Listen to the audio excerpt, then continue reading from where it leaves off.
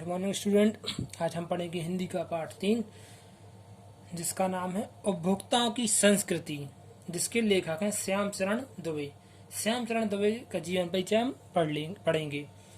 श्याम चरण दुबे का जन्म सन 1922 में मध्य प्रदेश के बुंदेलखंड क्षेत्र में हुआ।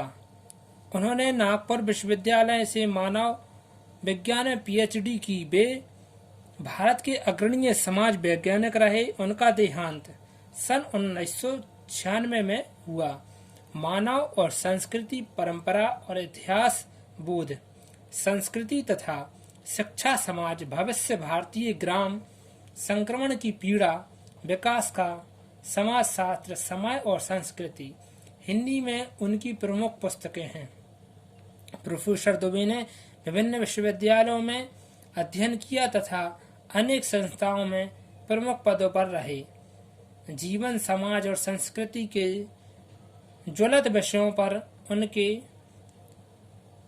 विश्लेषण एवं स्थापना उल्लेखनीय है। भारत की जनजातियों और ग्रामीण समुदायों पर केंद्रित उनके लेखों ने भारत की जो जनजातियां और ग्रामीण क्षेत्र थे उनके समुदाय पर केंद्रित होकर उन्होंने लेख लिखे। लेखों ने बहुत समुदाय का ध्यान आकर्षित किया। वे जटिल विचारों को तार्किक विश्लेषण के साथ सहज भाषा में प्रस्तुत करते थे। अब हम पढ़ेंगे पाठ उपभोक्तावाद की संस्कृति। उपभोक्तावाद की संस्कृति पाठ के लेखक डॉक्टर श्याम चरण दुबे हैं। इस पाठ में लेखक ने विज्ञापनों की चमक दमक से प्रभावित होकर खरीदारी करने वालों से को संचित किया है कि इस प्रकार गुणों पर ध्यान न देकर बाहरी दिखावे से प्रभावित होकर कुछ खरीदने की प्रवृत्ति से समाज में दिखावे को बढ़ावा मिलेगा तथा सर्वत्र अशांति और विषमता फैल जाएगी।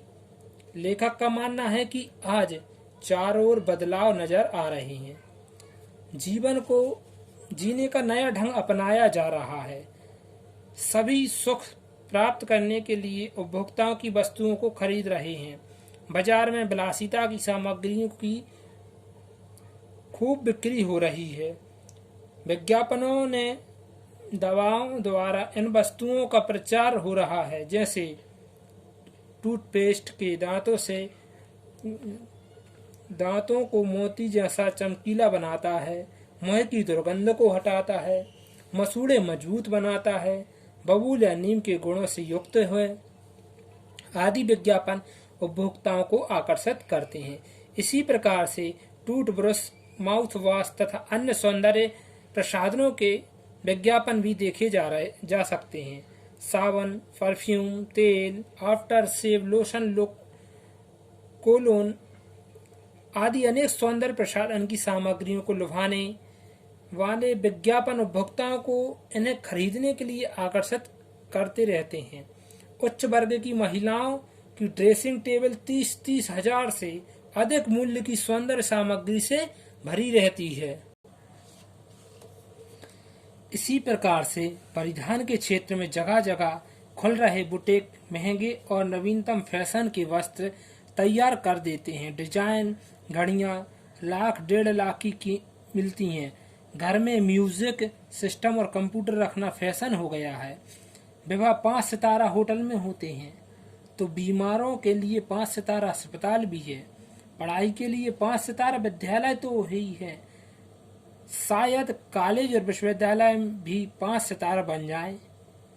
अमेरिका और यूरोप में तो मरने से पहले ही अंतिम संस्कार का प्रबल भी विशेष मूल्य पर हो जाता है। लेखक इस बात से चिंतित होता है कि भारत में उपभोक्ता संस्कृति का इतना विकास क्यों हो रहा है। उसे लगता है कि उपभोक्ता समाती संस्कृति से ही उत्पन्न होता है। इससे हम अपनी सांस्कृतिक पहचान को खोते जा रहे हैं। हम पश्चिम की नकल करते हुए बौद्धिक रूप से उनके गुलाम बन रहे हैं।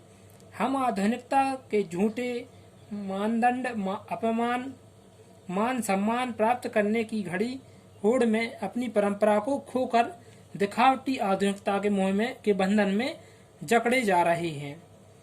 परिणाम स्वरूप दिशाहीन हो गए हैं और हमारा समाज भी भटक गया है।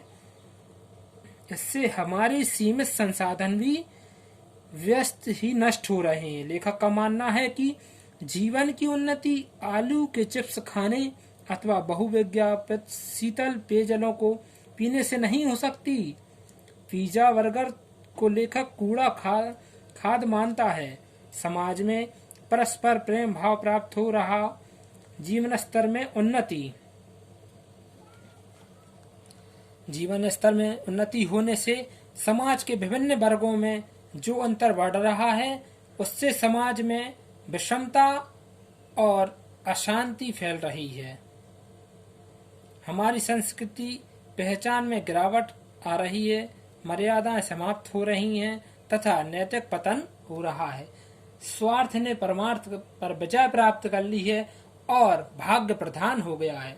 गांधी जी ने कहा था कि हम सब और से स्वास्थ्य संस्कृति मूल्य ग्रहण करें, परंतु अपनी पहचान बनाए रखें। उपभोक्ता संस्कृति हमारी सामाजिक नींव को ही हिला रही है। इसलिए हमें इस बड़े खतरे से बचना होगा, क्योंकि भविष्य में यह हमारे लिए एक बड़ी चुनौती होगा। धन्यवाद।